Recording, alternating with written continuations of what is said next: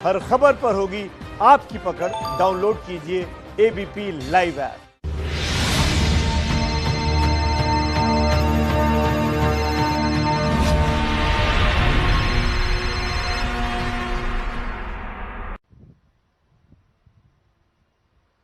नमस्कार, मैं हूं आपके साथ अनुराग मुस्कान। घंटी बजाओ में आपका बहुत बहुत स्वागत है। सबसे पहले आपको खबर दे दें कि कोरोना आपकी घंटी ना बजा दे, इस वजह से सरकार ने अनलॉक 2 की गाइडलाइंस जारी की हैं।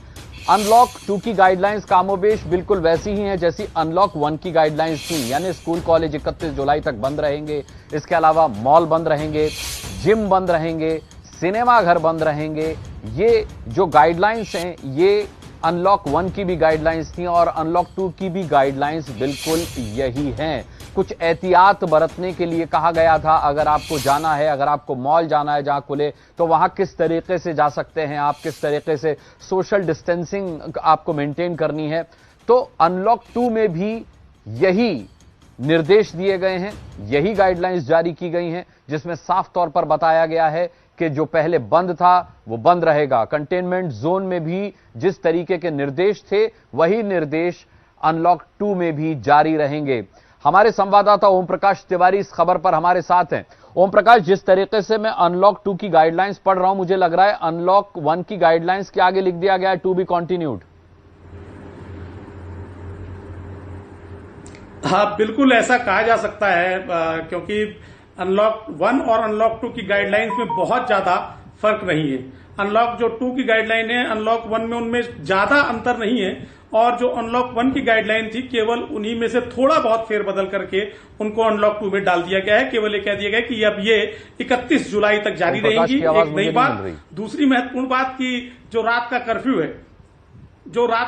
है, वो अब 10 से 5 कर दिया गया है, उसमें थोड़ी राहत दी गई है। और तीसरी महत्वपूर्ण बात यह है कि जो पिछली जो कंटेनमेंट जोन है उनके ऊपर ज्यादा जोर देने की बात कही गई है। अनुराग, बिल्कुल, ये कंटेनमेंट जोन में ज्यादा जोर देने की आप जो बात बता रही है, पहले अनलॉक 1 के मुकाबले कितना ज्यादा जोर है, कितनी ज्यादा सख्ती है कंटेनमेंट जोन में अनलॉक 2 में, ओम प्रकाश?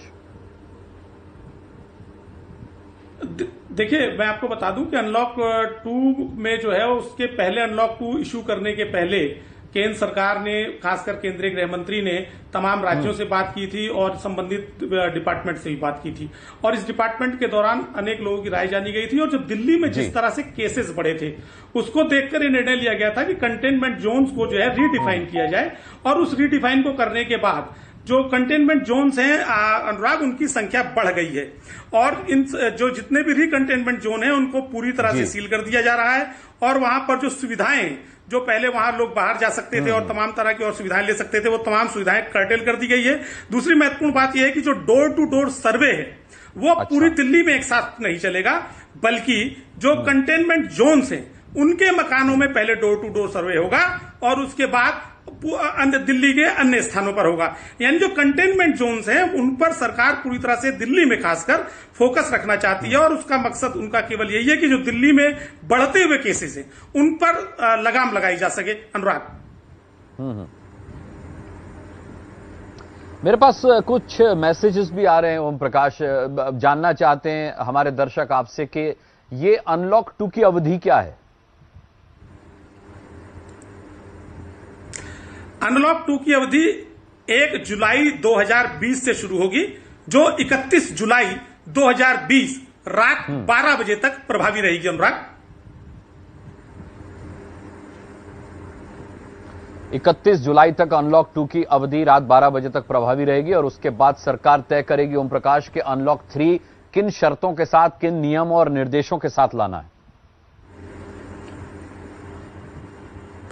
बिल्कुल, जो अनलॉक 1 के जो कार्य थे, जो उसके अंदर उन्होंने समीक्षा की, और समीक्षा के बाद अनलॉक 2 आप देख रहे होंगे, बहुत ज्यादा उसमें अंतर नहीं है। उसी तरह से अनलॉक 2 की समीक्षा की जाएगी और ये देखा जाएगा कि अनलॉक 2 के दौरान जो सुविधाएं दी गई, जो छूट दी गई, उनका पॉजिटिव और निगेटिव क्या असर हुआ है। और उसी असर को देखने के बाद अनलॉक 3 लाया जाए, किन छूटों के साथ लाया जाए या किन बंदिशों के साथ लाया जाए, ये तय किया जाएगा। अनुराग, ओम प्रकाश, जिस तरीके से हम बात कर रहे हैं कि कंटेनमेंट जोन में सख्ती बढ़ी है, इसके अलावा जो इलाके कंटेनमेंट जोन से बाहर हैं उसमें भी कोई बहुत खास परिवर्तन नहीं। रात के कर्फ्यू के अलावा आप देखें तो दिन की कोई चीज बदली नहीं है। उसी दिशा निर्देश का पालन करना होगा सभी को जो अनलॉक 1 में था।